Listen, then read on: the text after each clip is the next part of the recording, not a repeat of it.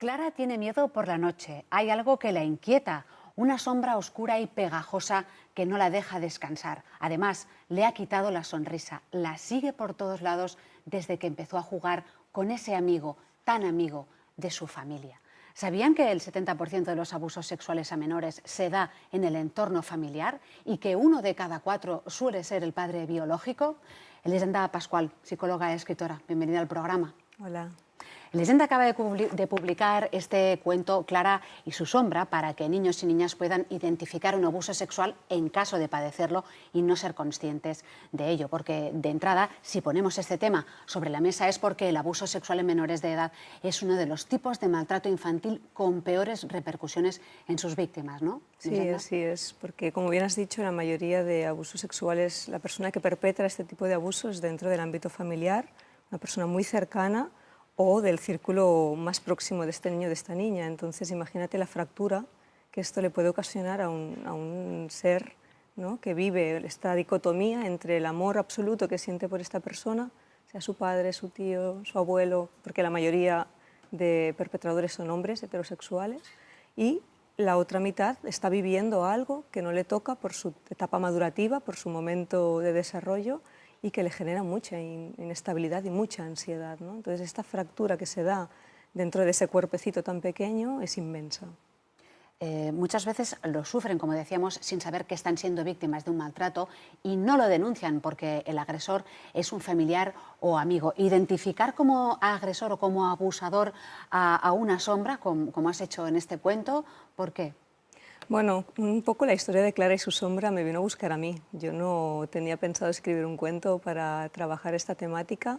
Sí que fue a raíz de encontrarme con una situación en un ámbito en el que yo trabajaba.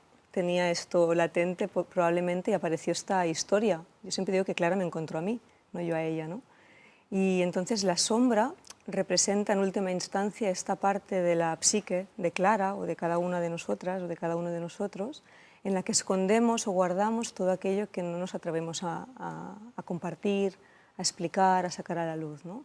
Y esto es lo que está viviendo Clara en este cuento, ¿no? Sintiendo que tiene esta especie de juego, el juego como eufemismo, ¿no?, con este amigo tan amigo de su familia, que a ella le genera mucha inquietud y mucho malestar, y no puede nombrarlo, porque hay esta mezcla, una parte del cuento lo explica muy bien, donde dice que Clara piensa que los adultos siempre tienen la razón, ¿sí?, porque su familia se lo ha dicho.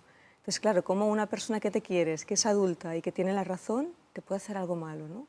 ¿Y cómo puede un niño o niña, por ejemplo, de 6 o 7 años, distinguir, por decir una edad también, distinguir un abuso de cariño o de un cariño? Dándoles herramientas como este cuento, donde ellos y ellas comprendan que el juego de características más sexuales, genitales, de exploración de cuerpos, que es un juego que se da en la etapa infantil, que es muy sano, natural y que se debe tolerar, lo pueden hacer en un ámbito de seguridad, es decir, con una personita de su misma edad, en un entorno protegido, no en medio de la calle, y siempre que las dos partes estén de acuerdo. Pero este tipo de juegos no los puede hacer con un niño más mayor o con un adulto más mayor, ¿sí? Entonces, este cuento lo que intenta es facilitar, ¿no?, entrar en las casas, en las escuelas, en las bibliotecas públicas, para que niños y niñas comprendan qué es lo que sí pueden tolerar y qué es lo que no pueden tolerar y explicarlo. Porque un niño o una niña no le puede poner un límite a una persona adulta. Tenemos que ser los adultos, ¿no? Sería un poco decir, te lo digo contando, te lo digo a través de un cuento, es la mejor manera de entrar en esa psique infantil. Es la única manera, ¿no? Cuando yo este cuento lo planteo para niños y niñas a partir de 3 años, es una etapa donde la abstracción lingüística está muy inmadura, es decir, Inmadura, inmadura. Aunque hablen, su manera de percibir el mundo es mucho más global que concreta. Y entonces este cuento lo que les proporciona es un marco de referencia en el que niños y niñas se puedan identificar con el personaje, igual que se identifican con su dibujo favorito o se identifican con su cuento favorito, y a través del personaje entender qué son las cosas que sí y cuáles son las cosas que no deben permitir en su cuerpo, ¿no? Los niños que sufren abuso sexual, ¿cómo lo perciben? Lo contabas en esa dicotomía, pero ¿cómo lo perciben? ¿Cómo lo pueden expresar? Bueno, lo pueden expresar siempre que sientan un entorno seguro en el que poder comunicarlo, ¿sí? Cuando ese abuso sexual se da en un entorno como es el hogar y no sientes que haya una figura adulta de referencia que te haga de cojín emocional, esos niños y esas niñas están perdidos, ¿sí? Entonces lo tendrán que sacar fuera en algún momento, que encuentren alguna figura que les dé esta presencia que ellos están buscando probablemente. Y entre denunciarlo y no denunciarlo, la principal diferencia está en las secuelas que pueden quedar. Las secuelas están tanto si lo denuncias como si no lo denuncias, porque ya lo has vivido. En la denuncia muchas veces lo que te permite es pararlo a un cierto momento, pero no siempre. La justicia española, en este caso, y hay muchas organizaciones que así lo denuncian, no está atendiendo realmente a niños y niñas que están manifestando ser víctimas de abusos sexuales por parte de sus padres y todavía les permiten la custodia compartida. Entonces, esto es un tema como muy entrañado, ¿no? Es como hay algo que realmente tenemos que poner mirada, porque lo principal es el bienestar de la infancia y de la adolescencia, más allá de la disputa que pueda haber entre adultos delante de un divorcio, ¿no? Y esto es algo que es importante de ponerle ojo. Después, decíamos al principio que el 70% de los abusos se dan en el entorno familiar, padres, compañeros de la madre, otros familiares.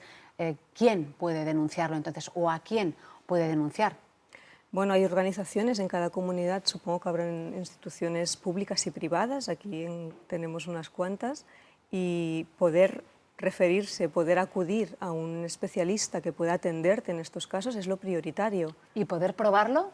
Esto ya depende de la... Porque, sí, claro, ¿no? hay una exploración física, ¿no? Donde el médico o la médica te chequea y mira que no haya ningún, o que sí haya algún daño físico, y después, si esto ya procede en vías judiciales, está todo el tema de los psicólogos que trabajan más a nivel forense, donde tienen esta entrevista con niños y niñas, que ya te digo, no siempre acompañan la herida, ¿sí? Entonces, yo me encuentro ahora mismo, a raíz de que ha salido este cuento, de muchas familias que vienen a consulta para sentirse acompañadas, aunque yo no pueda intervenir legalmente, pero es muy importante sostener esta herida.